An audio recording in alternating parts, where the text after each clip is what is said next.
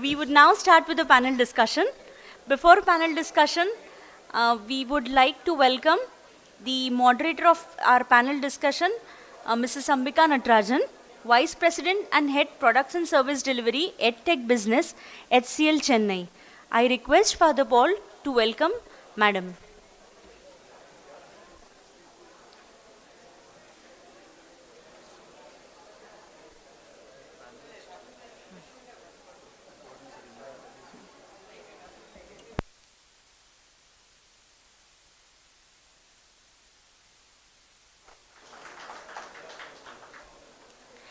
Thank you, Father. Now we have with us panelist Dr. Keshav Taide, Head Quality Assurance, Maha Metro Rail Corporation Limited, Nagpur. I would now request Father Siju to give a floral welcome to Sir.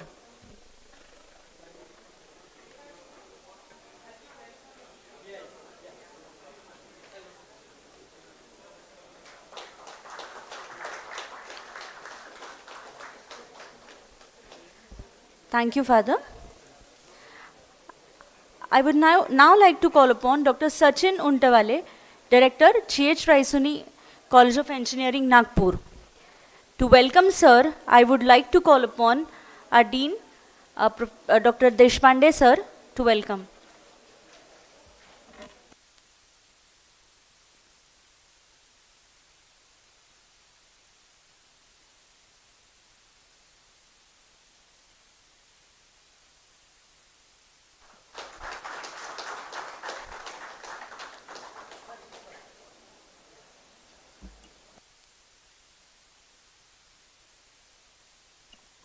Thank you, sir. I would now like to call upon Professor R.B. Govardhan to welcome Dr. D.J. Tidke, former Principal, YCC, Nagpur.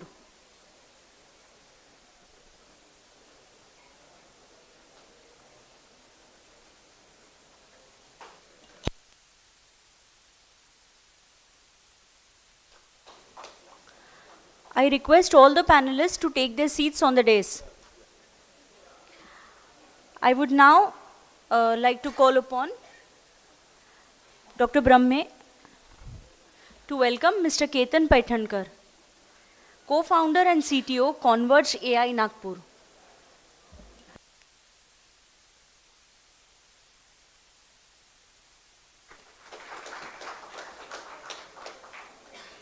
Thank you, sir. I request our Principal, Dr. S.V. Goye, to welcome Dr. Ashwin Kothari, In Charge Dean, IIIT, Nagpur.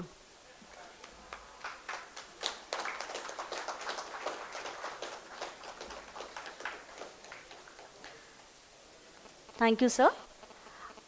I would now request ma'am to take up this one, sir. Acha. I would now request Dr. Gore sir to please welcome Dr. Rizwan Ahmed, Chief Technology Officer, Delaflex Software, Nagpur.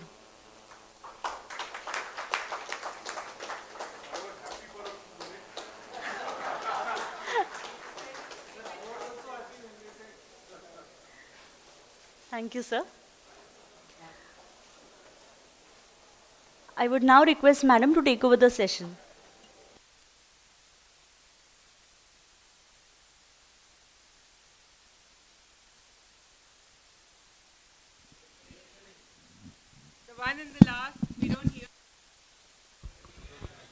So if you think this is going to be a conversation amongst the 7 of us on the stage, I must confess that you're absolutely wrong.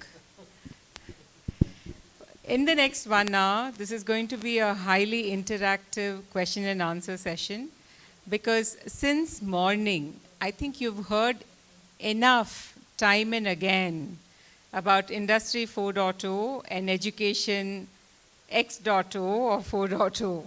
Right? And you've heard different perspectives from some of the stalwarts, whether it was in the inaugural meet or now as part of the keynote address. So you've got different perspectives. You've also deep dived, the whole perspective from a cybersecurity point of view, which is a big ticket item, from a entrepreneur, serial entrepreneur, an angel investor who brought his perspective, from a hardcore, academician who is in the board, the IIIT, Nagpur, and then the Nagpur University. So you've got different dimensions. What is important is imagine where you're sitting now. For a second, if you can visualize, wherever you're sitting now, if that particular seat had a sensor which is telling you, if you sit like this for the next 2 minutes, quite possible that you'll get varicose veins. So it's time for you to do a yoga stretch. And while it tells you to do that yoga stretch, it's telling you, hey, hold on, you're getting your posture all wrong. If you stretch like this, rest assured you're going to have a twisted ligament. Right? So welcome to the world of Industry 4.0. And that's not a distant dream. It's very much a reality, which is in the annual, because as we speak, these are research and innovation that are happening in different parts of the world, in different magnitudes, with massive investments that are going on, right? So with that, I'm very excited to be moderating this discussion today. More than a moderator, I'm equally a learner and listener, because my co-panelists today are each one of them, we call them the Jambavans in all their right and might. So I'm going to hand it over to each one of them to tell us one unique aspect about themselves. We just heard the introduction, so it's not about where they come or what they do, but what is it that makes them unique? So, and with that introduction, a couple of lines on this subject, primarily from their point of view. And with that, we'll kickstart this, right? So I'm just going to go randomly, so always, the right hand effects, I'll go this way.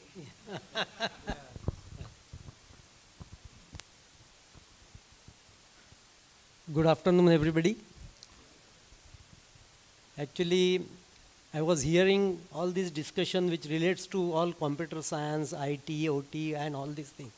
And I felt for a moment that whether I am not fit for the forum, because I come from a civil background, and Mr. Sachin, who was sitting, also said, "Yaar, mechanical ka to kuch bhi nahi hai isme, kaise karenge?" So then we thought, no, it's not like that. But we are also, like in metro that you asked, what is the single point Maharashtra metro is unique, it is the greenest metro first. And then we are constructing at one of the fastest pace also, and being allotted many words because of that, because of the quality we stand for and the pace with which we are constructing. So that is our, we can say, unique point of selling. And if the discussion should go like that, or I can tell my views completely and then hand it over to you.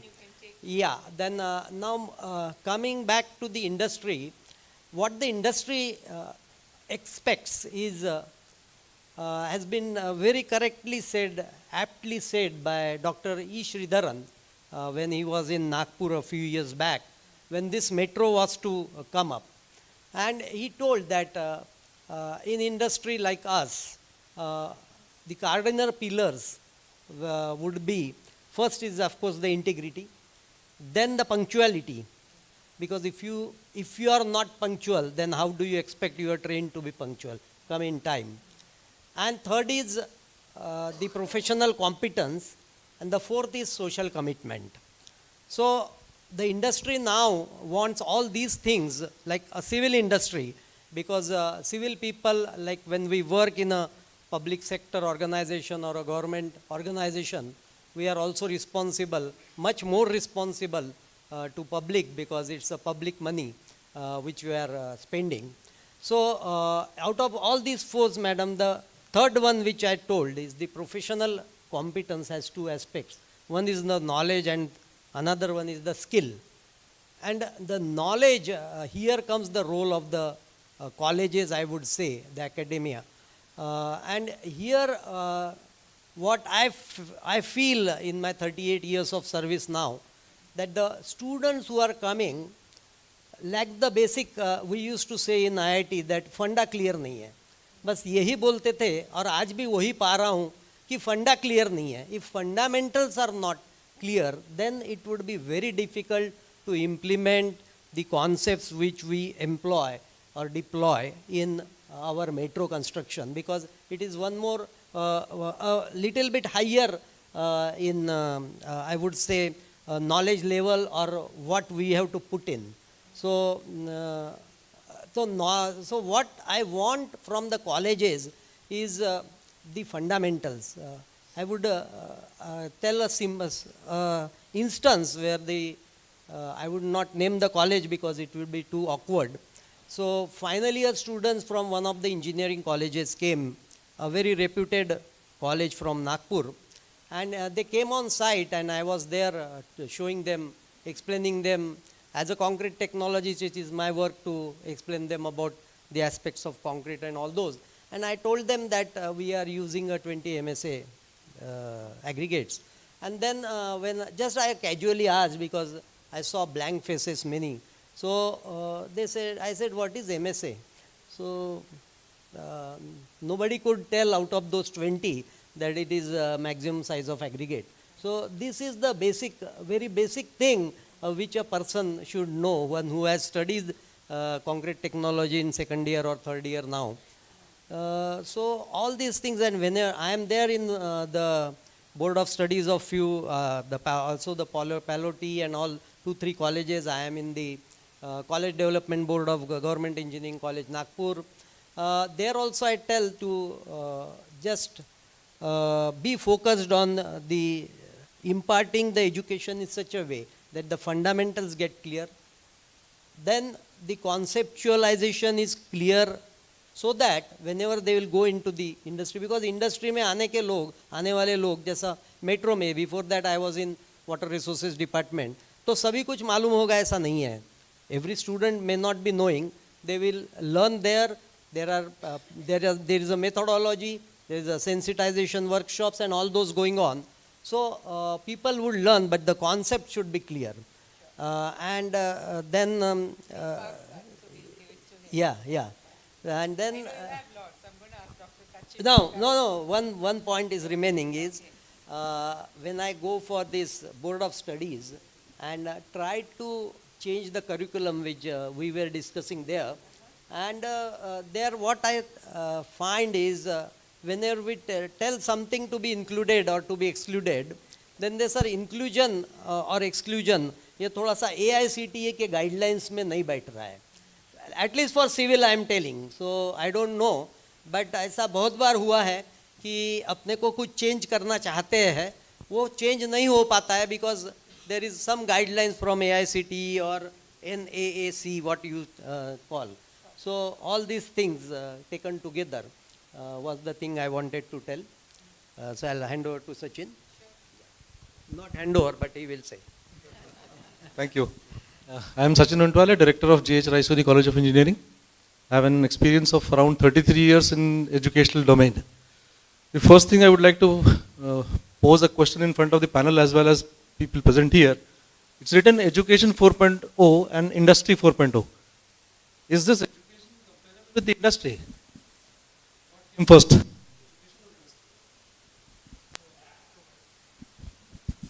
There was education and therefore the industries came. The industry went on to 4. We were responsible, we educationists were responsible for not bringing it to 10. And therefore our basic aim is to inculcate the best of the things that the industry will suggest us to do. Recently in a survey, in my institution I have an intake of around 1100, out of which 780 are from the domain of computer science, information technology, cyber security, IoT, etc. So 780 out of 1100 are learning these courses. In my university area, there are 10,000 such seats that will be, the graduates will be coming out after 4 years. The rate of placements is in good companies 4,000 to 5,000 per year. So what these 6,000 students will do after they pass out of the examination. Job needs to be given by the industry for these students also, as very rightly said by Honorable Nitin Gadkari sir, that there will be around 50,000 jobs, 5,000 crore jobs are being created in this domain of computer sciences. Secondly, the domain of engineering, civil engineering, and we should make these branches also competent with the AI faculty. For these, we have offered the minor courses as said by Maheshwari sir. So student of mechanical engineering, they pursue minors in AI or computer science. So they get a joint degree, BTech in mechanical with minors in AI. I would like to tell you that, as I said, there will be a job crunch for the computer science engineers. Mechanical, civil and electrical will always be there, and therefore I have requested the students of AI and computer sciences to take minors in mechanical and civil engineering, applications of AI in mechanical and minors in civil. And you will not believe there are registrations of around 60 students from CSE and AI. This is the first year that we have floated. 60 students from civil and mechanical have opted from AI and computer science engineering. They have opted for minors in mechanical and civil engineering. And therefore, there will be a balance between the two. There are many things that can be discussed probably during the question and answer session. I will pass on the mic to Rizwan. Rizwan, please go ahead. Thank you, Dr. Unthaule. Good afternoon to everyone in the room. So maybe you heard when Dr. Maheshwari was speaking how I got converted from a front bench student to a back bencher, right? So when Madam Natarajan was talking about that sensor, that was very much needed because I was caught 3 times sleeping on the desk in my student days, right? So I'm hoping that is not happening in the room right now. That's why I've shared that story. So in my experience so far, when I was a student almost 2 decades back, and how I have seen me evolving and being part of an IT industry for almost 2 decades now, global CTO of a company which is having operations in multiple countries, even multiple locations in India. One thing what I've seen as a student as well as a professional is you need to always have one mantra in mind if you want to maybe keep running and being part of the industry. That is learn, unlearn and relearn. If you don't do that, you can't basically survive in the industry. That is one thing what I've learned. And again, as Shashi sir was showing in his presentation, he showed how bots are going to write code. So I was a student in my 3rd year engineering. I came up with a program called as automatic programming. You tell the computer what your input is, what should be your output. And I utilized genetic programming, genetic algorithms, evolutionary algorithms at that time, and created a prototype. I'm talking almost 2 decades back, wherein I could have not the exact experience what you saw in the video, but the program could actually do certain things which could be not needed to be done by the developers. And just to create the inquisitiveness in the audience, right? I was 3rd year engineer student. I was participating in a big national contest. So I just was having a thought that I'll go there and present my idea and maybe present it to the world that, okay, is this something which is possible? How many of you think when I was presenting that idea in front of IIT, INTNs, NITNs, and they were my competitors, that I could get into the top 3 and win a prize? Any show of hands there? How many of you think this idea could have been selected in top 3? And how many of you have confidence in me that I could go there? So I see some hands going up. Thanks for showing that faith in me. I was from a tier 2 college, no support in terms of maybe learning all these things, but by grace of God and maybe all my passion, grit and commitment, right, I was at just 2nd prize in that competition. So that was my first reflection point in my life as a student, that okay, if you come up with an innovative idea and you think about some kind of innovation which nobody else has thought about, and you work on that idea really hard, and you can show it to the world that okay, you can do it, and if you show it to them, they're going to have basically faith in your idea, right, and you can change the world.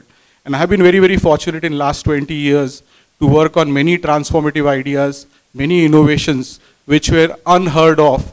I mean, I'm talking about things like what you see, traffic congestions on Google Maps. We developed a BlackBerry app way back in 2009. When I did my PhD, my topic was mobile forensics. A lot of people did not understand what forensics is at that time, and I wrote my first paper way back in 2008. I'm one of the first people to get PhDs around that. So 3 skills which are very critical, I feel, just to summarize, I know I don't have a lot of time. First is you need to have proper critical thinking. There are 3 C's here. First is critical thinking. Second is communication. Third is collaboration. If you have these three skills in you, you are basically going to be just not surviving, but thriving in the industry, right? And you should also have one more thing along with that. If you have that, you can basically do wonders. That is growth mindset. In a way, you should not limit yourself to what you have right now and use frugal innovation. Do maybe more and less what you have. If that kind of mindset you have, basically you can just not thrive and survive in industry 4.0 or industry 5.0. You can keep growing as you go forward. Thank you once again.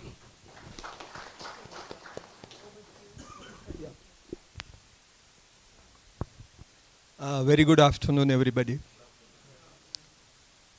Honestly, I have learned a lot today through the various presentations, and was mesmerized with the kind of pace the speakers have presented. It's wonderful, and I think we are moving pretty fast. But I have only one concern.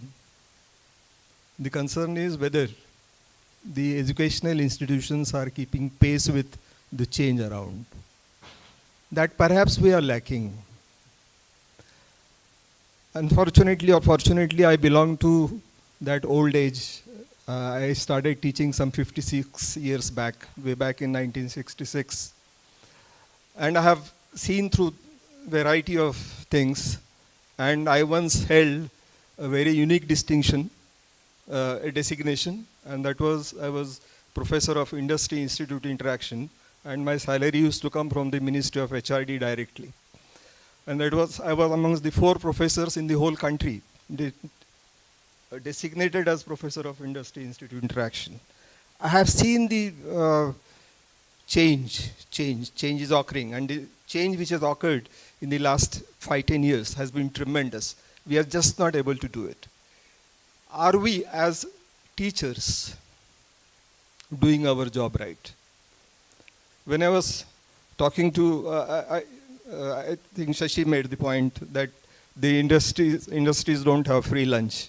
Teachers too don't have free lunch. If we think that we are doing our job by teaching in the classrooms, we are wrong.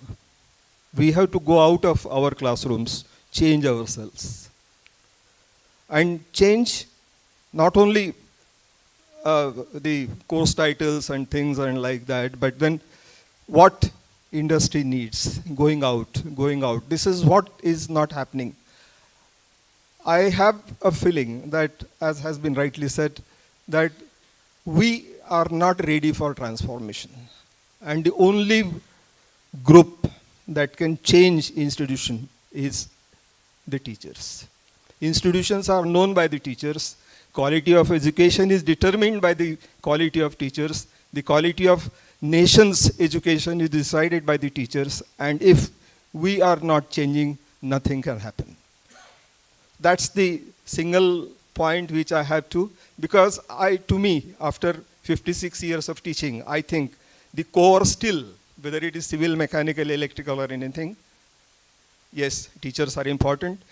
IT, many other things have made inroads into our core branches like civil, mechanical, electrical and like, where everything, right from sensors, robots to everything, is controlled by computers and things. But then, we the teachers, have we made inroads into industries? That making inroads into industries is very important for us. Perhaps a simple thing like each teacher adopting an industry. For example, say I take Mahindra & Mahindra as an industry which I will dedicate to as a partner. If I can do it with any industry of my choice, perhaps that kind of interface that we would like to develop on a local level, personal level as a teacher, that will bring the psychological transformation in us, and we would be delivering our goods better. That's the feeling I have. Thank you, ma'am.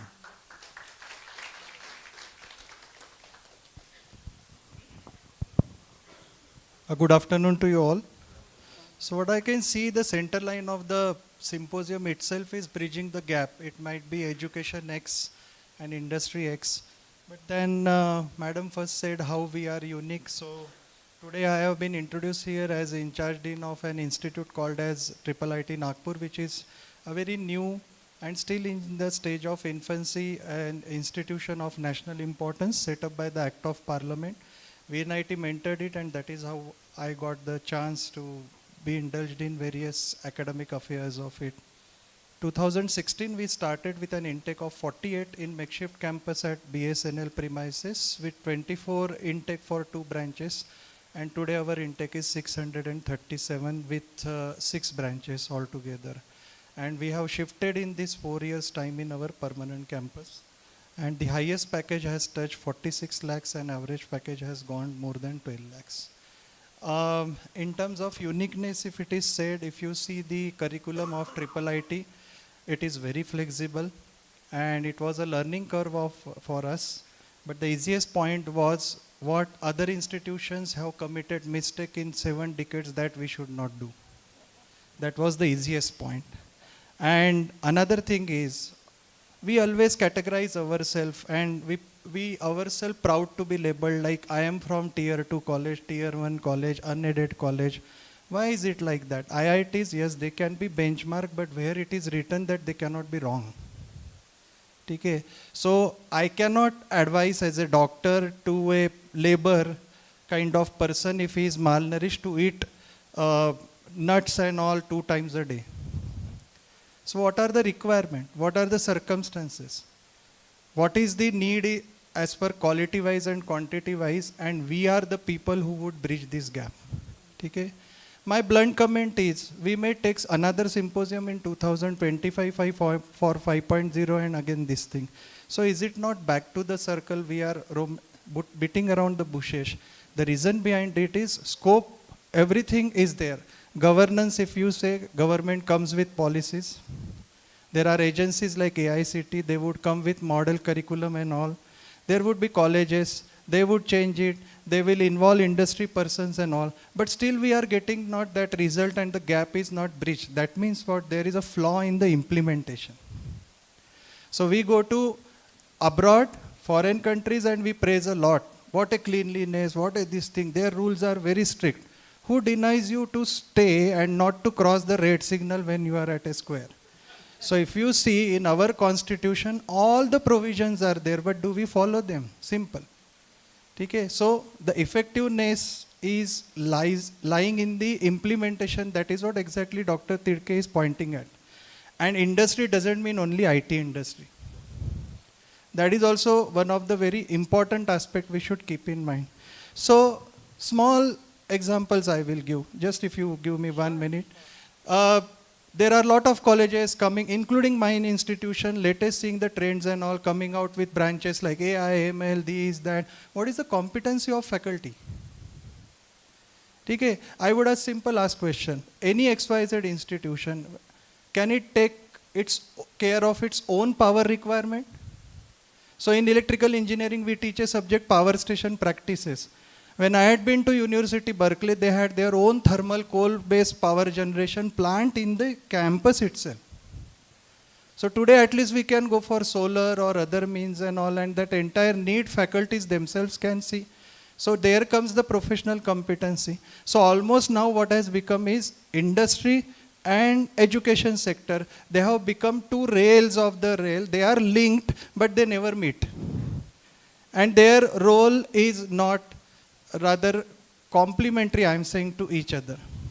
Okay? So if industry keep on shouting that we are not getting students who are qualified but not skilled, that means I will say that your flaw of appointment or recruitment also is, method is also with flaw. So for so many years, what we again do, CGPI 7.0 and above are eligible. Again exam centric. That is what is happening. So in colleges also, it's CGPI, it's grade, where which college gives maximum campus placement. So the entire crowd is running just where to get the opportunities and all. Because time constraints are there. Can companies spend 5 days in a campus and really test who are skilled? let's appoint them, maybe 4 CGPA student. Because ultimately that is going to be there. That gap will be, I am very much sure, and that is how happens. Much more or higher percentage crowd gets the employment in off-campus this thing only.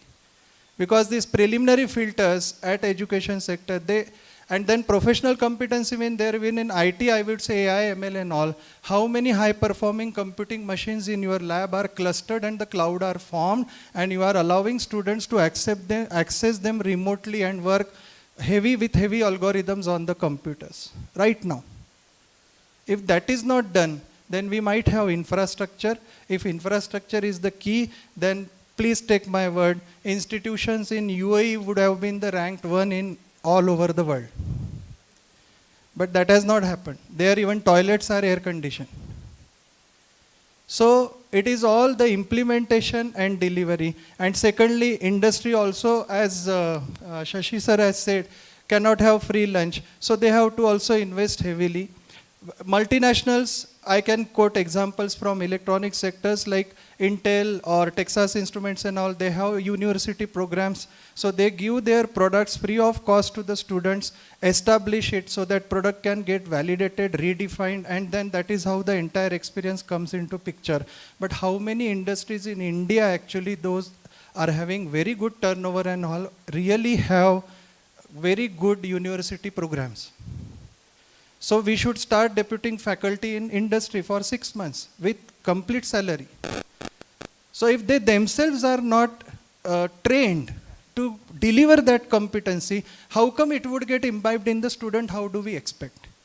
And we should understand that the major chunk is under universities where the curriculum are not flexible. That is what he has pointed out.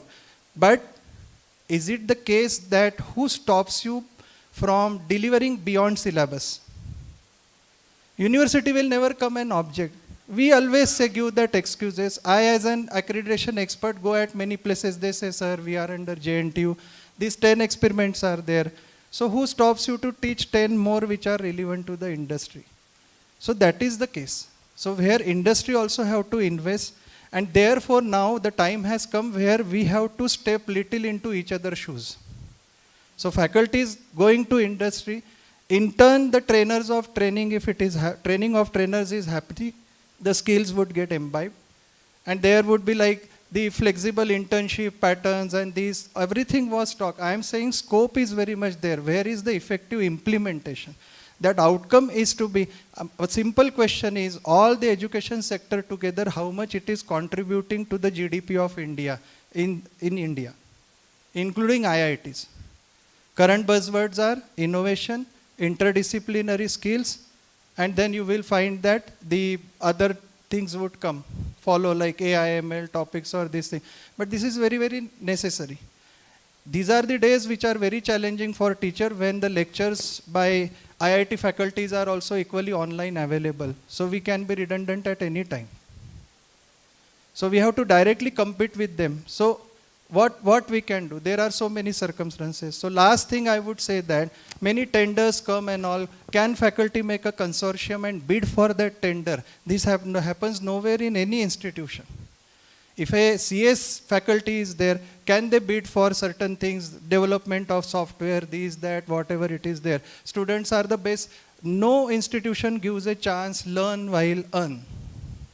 If that is done, the skill enhancement would be automatically there, but for that even industry has to come 2 steps forward and have to shred off many other things which are there, which are in a way going in a wrong direction actually. Thank you.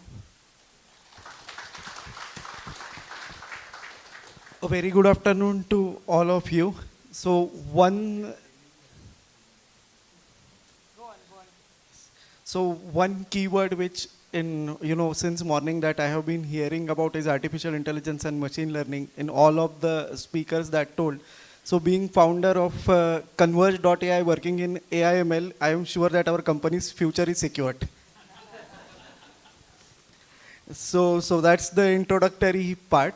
So now being the youngest one among the panel and deciding to wear sneakers instead of formal shoes I will point the young ones problems that, younger generation problems that is going to be addressed, by these two things. So just to put a statistics, the World Economic Forum, it gives a report every quarter, basically, on Education 4.0, specific to India. So this October, they released one of their reports, and I keep watching that report for just one statistic. And the statistics I am going to put in front of you is the number of internet users aged between 5 to 12 years of age. You will be amazed to know the number is 451 million.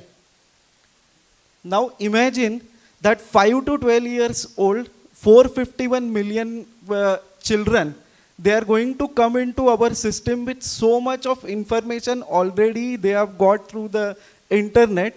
How the industry is gonna, take care of their jobs, and how the education system is gonna, revive and make them engaged in the schools and colleges, since already they have got access to the YouTubes and they know how the internet runs, right? So I feel that this is going to be a challenge for both the education and industry. And one last thing that I want to highlight is, for our generation, I think one person equal to one career is not going to be true.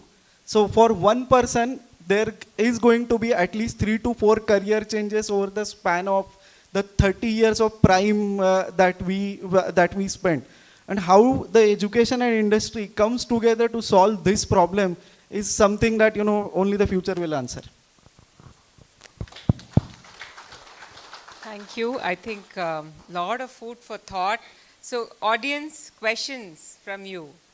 So what are your perspectives? So you've seen 3 dimensions that the panelists have just expressed. One is how we need to revisit the execution weakness that is there on the ground. The opportunities are there, but then getting that converted and having a strong execution. So questions on that. Faculty becoming practitioners themselves, right, which has come from a 56-year education experience. A big round of experience for the stalwart Aman. Thank you so much. So faculty becoming practitioners, because I know there is faculty in the audience as well. So what do you think? And that's the last mile in terms of bridging this, because for scale, every faculty has to become a practitioner himself, herself, or themselves. That's the second thing. The third is, the civil engineering example that was given on the MSA bit. I mean, those are fundamentals. So while a board of study can include stuff in the curricula, go beyond the prescribed AICTE norms and extend the curricula, but it's very important that we can only take the horse to the water. Eventually the horse has to drink that water, and that's the students, right? So that's a third perspective. These are very strong perspectives that have come together. So over to you for questions. You want to pass the mic around?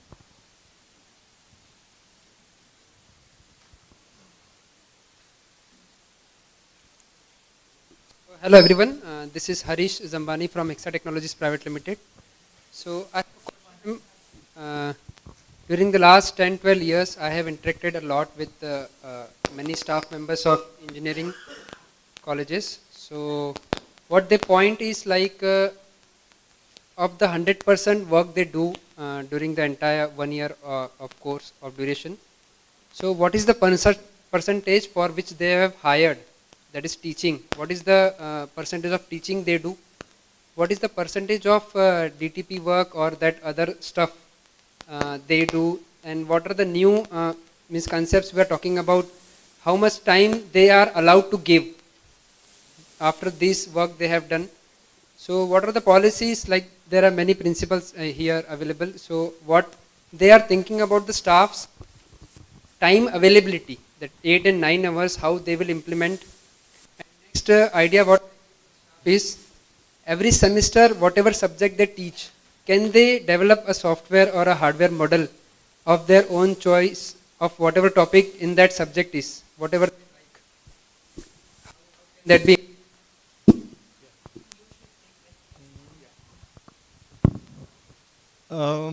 in in our current system, teachers are overloaded, in my opinion. We need tremendous flexibility.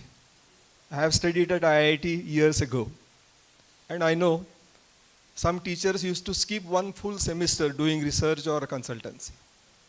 That is what the management provides for. We cannot go by the AICT's ratio of 1:15 or things like that. With a ratio as low as 6 or 7, we can. In many of the American universities and elsewhere, I have seen faculty members are paid only 9 months' salary. 3 months' salary they have to earn through consultancy and other things. What I am trying to focus is that the teachers, if we think we are driven by the syllabus, we are driven by the subject, and we need to complete the syllabus, it is wrong. You can never complete the syllabus.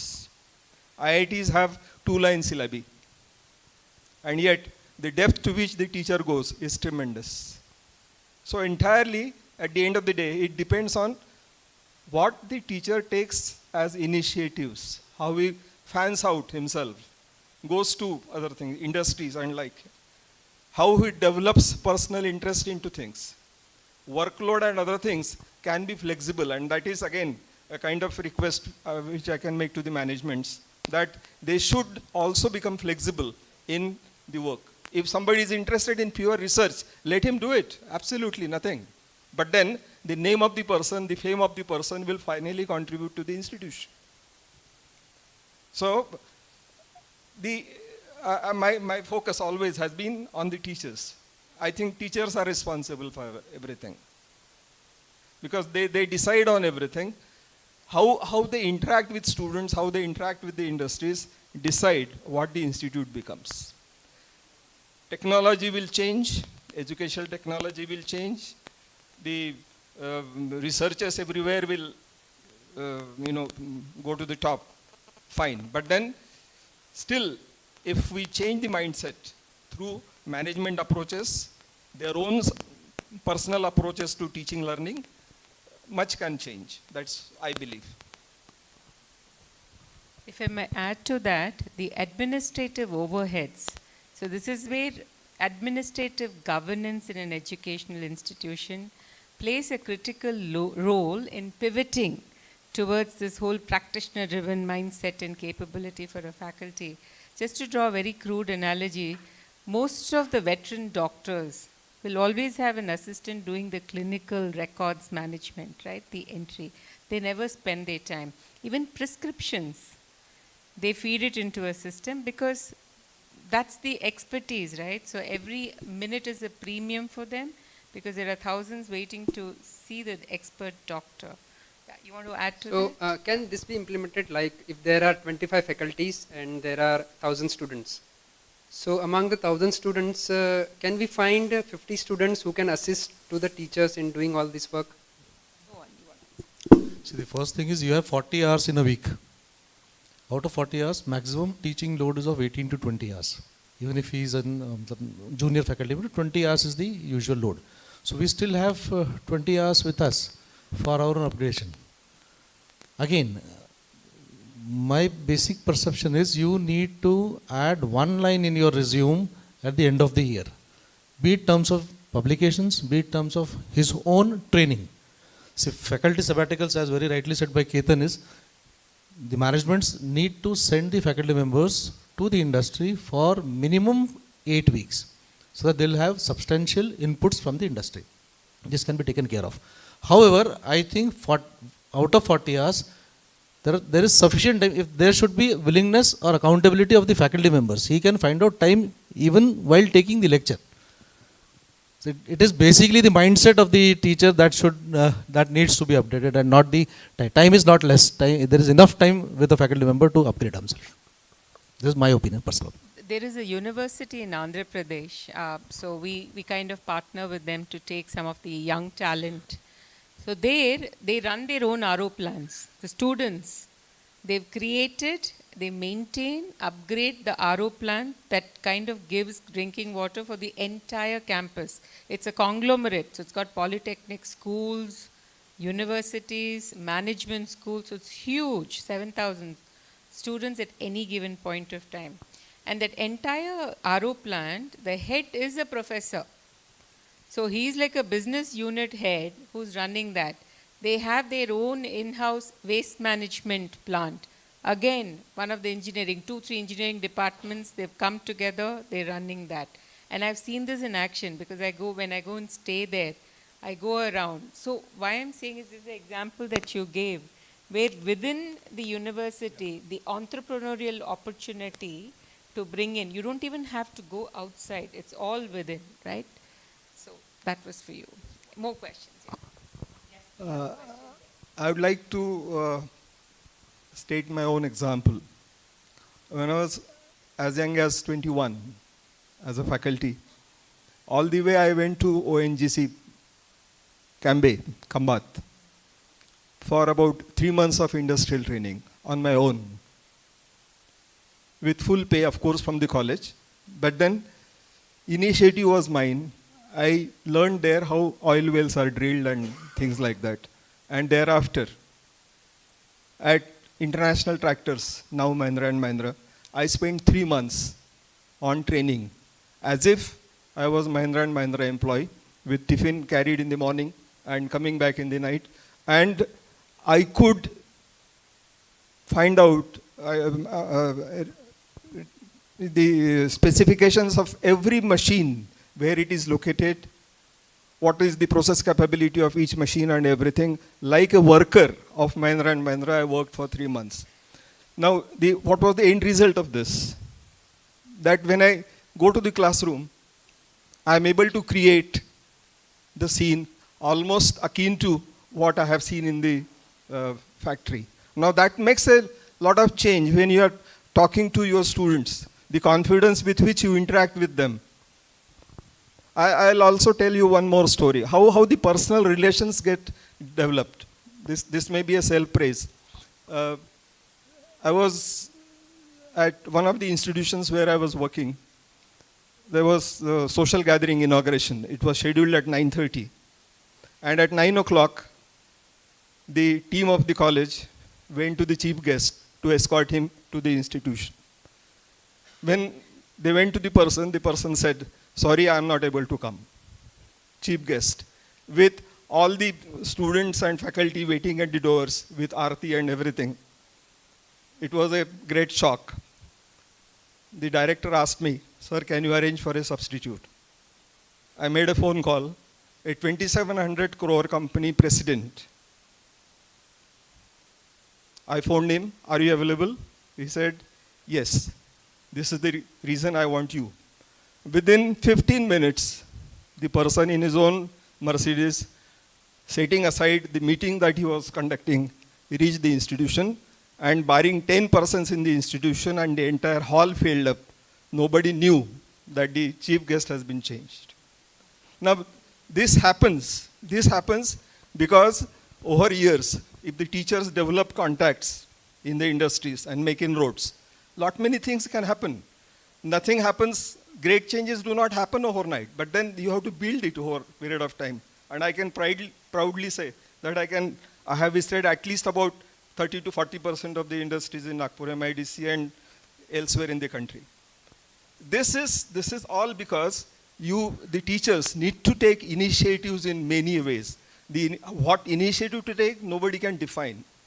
But the point is, the origin has to be the teacher. That's the point. Thank you. We have 2 more questions. Probably I think we spent a lot of time on your To question. all the teachers here, right? So I appreciate you clapping, right? I mean, I have lot of maybe gratitude for all my teachers, right? And I can correlate to what you are saying here, right? See, the simple solution for this, which comes to my mind as an impromptu answer is, if you want to maybe collaborate well with industry and industry skills and be part of these buzzwords, right? Only way would be you get involved in the industry. And that is where the industry and academia needs to collaborate. And possibly I feel we are a little behind as compared to, say, suppose other Western countries. They have startups and all industries and their R&D is happening from universities and colleges. That is right now missing in a big way in India. I know it's changing slowly I have heard about a lot of good plans from institutes like triple ITs. So I'm hoping if your institute can adopt, right, wherein my idea is I have a lot of product ideas which could become products and become successful startups. So why I can't give it to maybe professors like you, and you work with your students who are already having the exposure, and why can't we co-create certain products wherein you get maybe experience of doing this? I know many faculties who are already doing this and they're very successful. So what is happening there is, since they're practically being involved, their burden of maybe hearing these buzzwords and trying to learn on their own is getting distributed between industry and themselves. So that is my answer to the first question. I'm not sure whether it is a full answer which everyone would agree. Second part, how to make affordable education. My idea to that would be, we work with one edtech company in US. I can't name them due to NDA reasons. They're one of the top 10 companies in US. And what they do is, and I was sharing this idea with Dr. Maheshwari when I was traveling with him. So you know, in new education policy, we have concepts of credits. So what this company does in US is, they have tie-ups with almost 500 plus universities. So any student can enroll for certain credits online, wherein you pay a fraction of the cost which you will pay in the college and get those credits. And then for finishing your degree, say 50% of your credit, you can go to a formal college. So you're saving almost 1/3, or maybe in most cases 2/3 of your cost, which might be required to be spent in a more formal education when you're enrolled for the full degree course. So that could be one way to address the problem of affordability, so that we bring the same model here in India, use the technology, which is what we have developed for them, having delivery model being online, exams being proctored online, the assignments and practical exposure and immersion happening online, and the feedback being collected all online. So those are my two cents on that. Dr. Brahme, what's our time check? You have to tell us. 15 minutes. Okay. Any other points of view? Yeah. So, just wanted to add one more, experience side to your two questions. Basically, I think one more thing that should happen instead of teachers being burdened, and I call for this, is some of the industry folks are very lazy. They will never come back to the university and teach some of the courses, basically. So what, from my personal experience, I can tell you, like from last 8 years, every year I teach one course in an institute. So he knows that I taught at Triple IT Nagpur, and I teach at Raisoni, and now I'm teaching a full course. And when I say full course, I do the paper setting to paper checking to evaluation. And I did it at Triple IT. They were very helpful. I did it at Raisoni, and now I'm doing it at Ramdev Baba. Now, when an industry person goes back and does all these things, like what the teacher is doing in a full course thing, and interacts with the students and then interacts with the faculties, it brings a different perspective both to the faculty and both to the industry person. Like I learnt many things when I was at Triple IT, so I will tell you a very small example. So when I was at Triple IT, I learnt how they easily evaluate the students. Basically, I picked that thing from there and applied it at Converge into our learning and development policy. So this interaction that happens in the Western countries, that because I come from a Western educated, university, so I implemented all these things which got very good results, So one thing I stress on things to all my industry folks is, you should spend, maybe you are not able to teach one course a year, but they should go and teach at least one course in 3 years at any of the colleges or online or anywhere to get a feel of things and interact, basically. Second thing, from the affordable education perspective, I think IIT Madras, which Dr. Maheshwari was also talking about, and the lady from Google was also mentioning about, that I think brought a lot of affordability in the education. And I will tell you from my personal experience, I also got enrolled in that program to just experience how they are delivering. Though it was a BSc level course, but I enrolled in that to get a feel. So I think that's a very successful model to bring affordability. Will it be applicable to something like medicine teaching or doctors or civil engineers or mechanicals or electrical, where you need to have what you say practical labs with heavy infrastructure? So that also can be done, I feel, by having shared what you say resources. So there is one university in India which is already doing it, that is Indira Gandhi National Open University. So if you enroll in their MSc programs, you know, physics programs, or where they need practicals, they actually have tie-ups with the colleges around Nagpur for their laboratories. And they are giving the most affordable education for, you know, any degree which you want to take from undergraduation to post-graduation. So I enrolled in their course also to get a view. So I enrolled in their MA in economics course, basically to get a view how they are delivering the content. So they have been very successful. Will, as a country, we are able to scale that model? That is something we will able to see. But IGNOU is already executing it, even for courses which requires laboratories, basically. Thank you. We go for more questions. Yes, quite a few hands. Yeah, before that, just one disclaimer. I think one of us will answer, because multiple people answering the same question, others are not getting a... My question is for sir. Go ahead. That I have visited many colleges in Nagpur and I have interacted with many students, but none of the students wants to be a teacher. And I feel that in future there will be shortage of good quality teachers, because as of now they are paid as par with the labor, I would say. Many of the teachers are just paid bit higher than laborers. So how can we get good teachers given all the circumstances that we have present time? So this question is a good point. Thank you. First thing is, you're not in my college.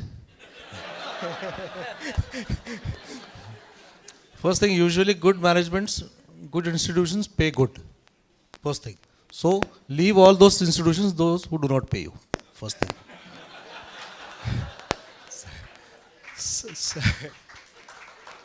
And if you wish to join a good college, you need to upgrade yourself.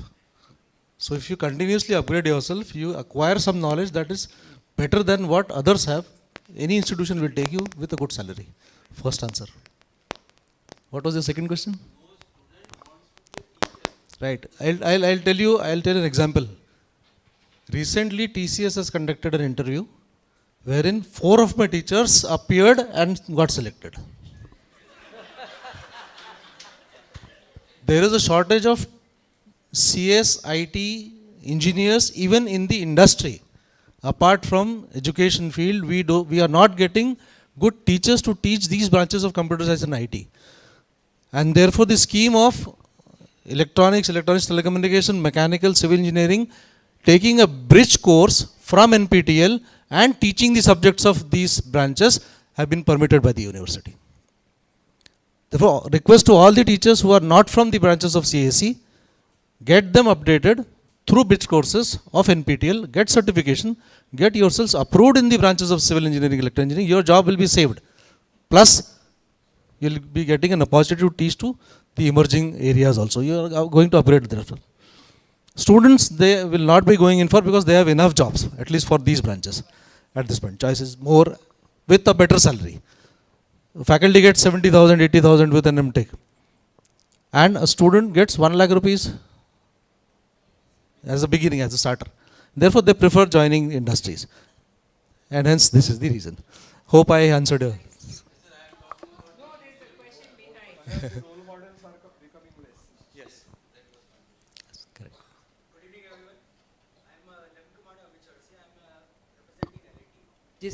जिसमें interest है, student, faculty, industry, anybody, they excel in that. तो कहीं हम ये तो नहीं भूल रहे हैं या फिर हम ये अप्लाई नहीं कर पा रहे हैं कि उसका इंटरेस्ट कुछ भी रहे, चाहे वो फर्स्ट ईयर में पता चले या फाइनल ईयर में, या ना पता चले तो एमटेक, ना पता चले तो पीएचडी, ना पता चले तो कुछ और. तो ऐसे कुछ मेथड्स कॉलेज में अप्लाई होते हैं क्या, जैसे सचिन सर हैं या फिर anybody from पलोटी?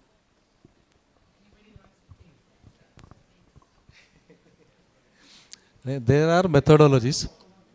It is a part of autonomy. Say autonomous system होने की वजह से there is a possibility of with CBCS and interdisciplinary approach with the flexibility of NEP now, any student can take any of the credit courses within the institution. Therefore, this is basically a boon for us with NEP in place. As I said, minor courses possibility hai. A student studying in say electronics engineering wishes to have a minor in AI. He can have that. He can see, check whether it's relevant for him. He can take a management course, minors in management. Management mein acha hai kya? There is a possibility. The only thing is the student should be interested in doing that. We give offers, let the student come forward for such kind of things. Yeah, that's a very good question, right? So maybe I'm not an expert, but I'm trying to point you and you can go and read more about this. There is a very famous person by name Professor Harvard Gardner, and he has theory of multiple intelligences. Okay, and I've quoted that in some of my past talks. I know we are over time, right? So I'll not go into that. So the simplest thing is, not everyone is born intelligent, or not everyone knows what their hidden passion or hidden area of interest is. So that is something which gets inculcated over a period of time. Okay, and that's where I feel, especially the faculties and teachers who are in this room, it's their job is that they act as mentors, facilitators, right, and those dot connectors, and possibly inspirators, so that you can help them find that hidden talent. That is what would be my short answer to your question. But go and read that theory. I have successfully seen many people. Some people did engineering and now they are movie stars, right? Some people did engineering, now they're successful businessmen and maybe all together in different areas. I know I have worked with a couple of doctors. They were very successful doctors. And now they have over 100 patents in IT. Can you imagine? So it's something, I mean, you get to know as you get more evolved and you know your interest as you go forward. But my request to especially the faculties here, right, read this theory and try to act as those facilitators wherein we can help find these students what their hidden talent and passion is.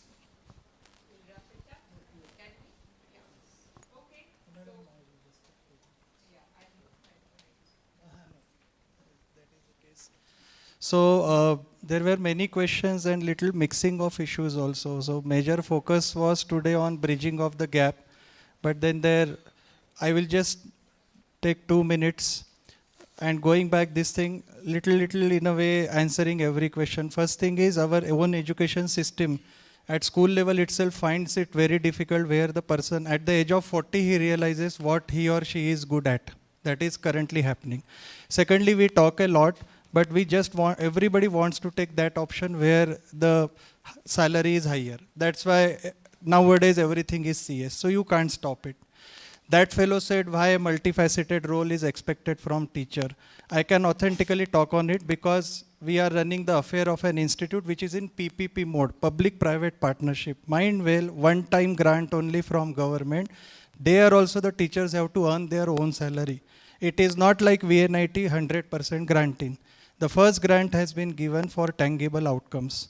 Okay, so if you compare our own life, our mothers, they never had to drop us to the coaching classes and take it to 3 classes, music, sports, everything. And then where was the child psychology at our time? Our father used to give 2 slaps and that's all. Now you see the lot of importance of counseling has come. So parenting is very difficult. So now if someone says that why as a parent I should take so many roles.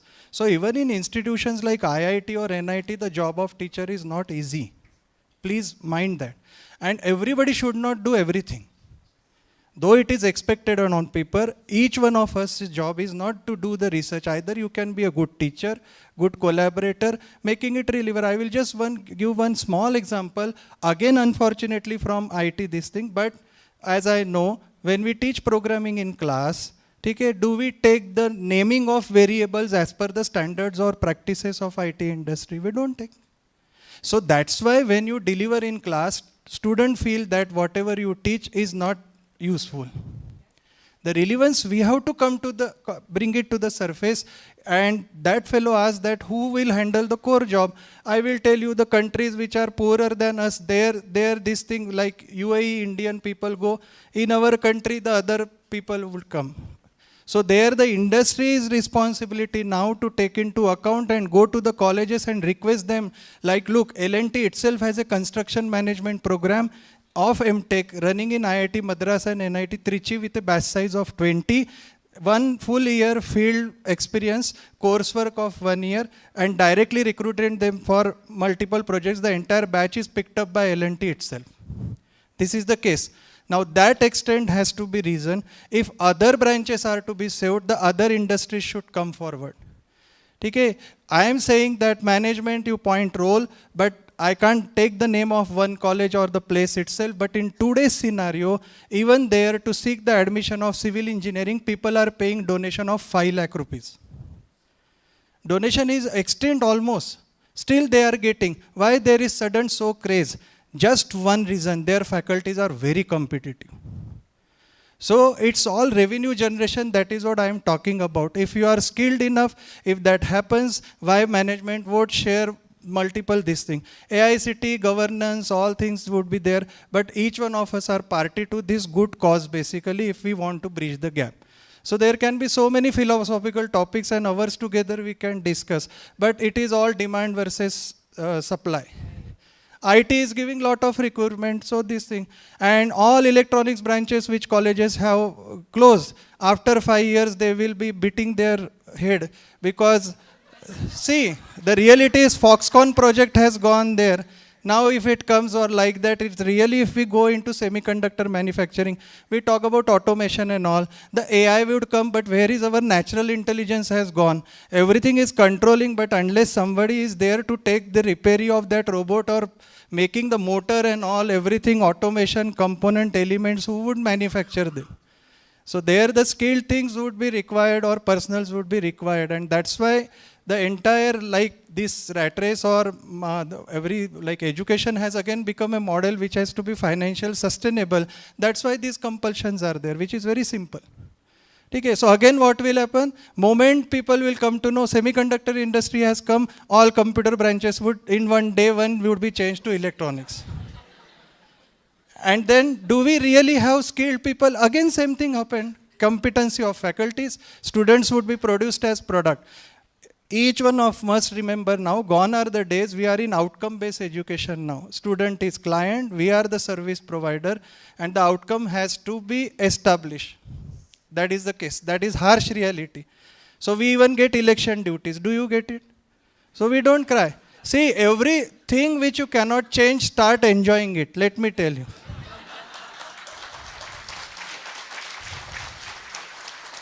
So if salary is said, I will tell you in southern region, I have seen very much like outcome based, all POs, COs, everything attend, 100%, success rate 43%. University exam, that can't go hand in hand. And you would be surprised in a metro like Chennai, colleges are paying salaries of 14,000 per month to the teacher. After that, even the teacher retention is of 11 years. What does it mean? The person is happy. Simple. So can you believe that in a city like Chennai, even a driver's salary can be more than 16,000. This seems that the person is very much happy with that salary and he is able to survive, or either he must be having some second source of income. That is the case. So one who is competitive enough would not stay. That is what he said. Those who are paying less, leave that institution and go to the higher one. But then you also need to be competitive like that. Okay? So over the period, our father, they never thought of digital banking and putting password and all an ATM card. But now they have to comply. Similarly, our profession also will have to go through all transformations. We have to have learned. There is no choice. There was drafter one day, but now AutoCAD must be known by each civil faculty. That is what I think so. Thank you.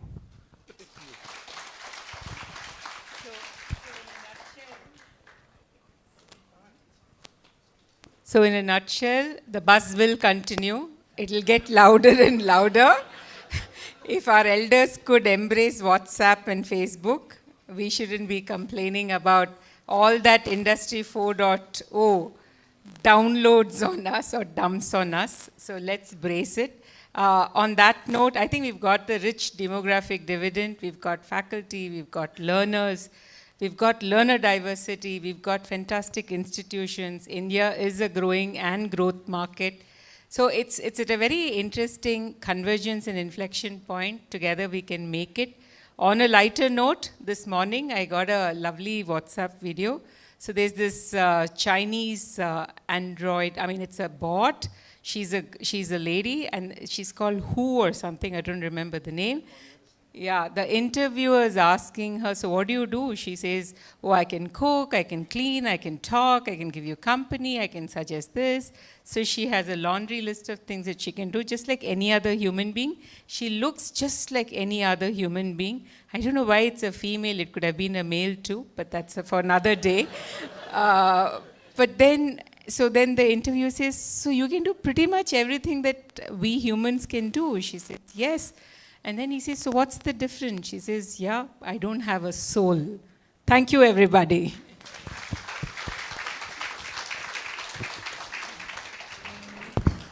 Thank you, ma'am, and thank you all the panelists. I would now like to call upon our principal, Dr. Surendra Goe, to felicitate the moderator, Mrs. Ambika Natarajan.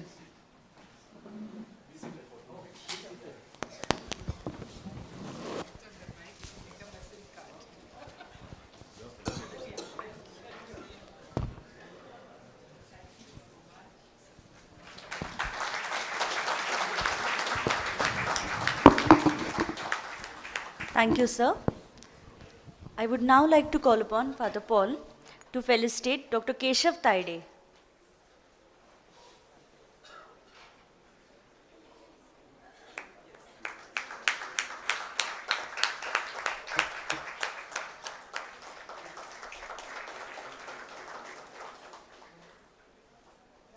I request Father Paul to stay back to felicitate Dr. Sachin Untawale.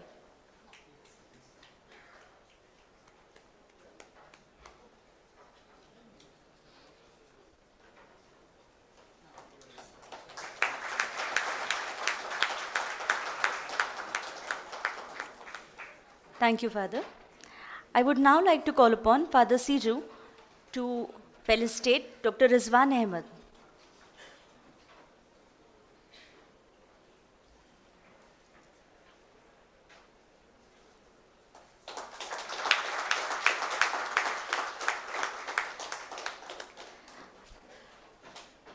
Father, kindly felicitate Dr. DJ Tidke.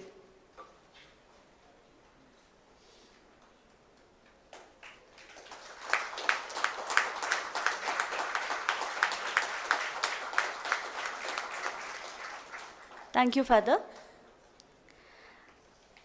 I would now call upon Professor R.B. Govardhan to felicitate Mr. Ketan Paithankar.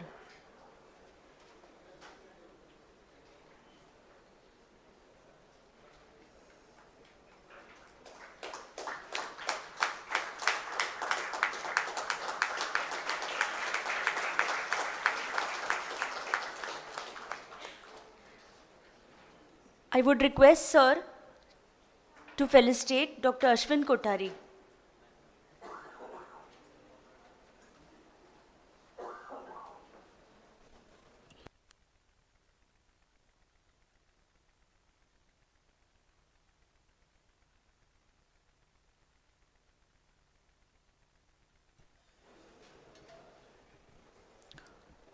After a lot of education X0 and Industry 4.0, it's time for the vote of thanks.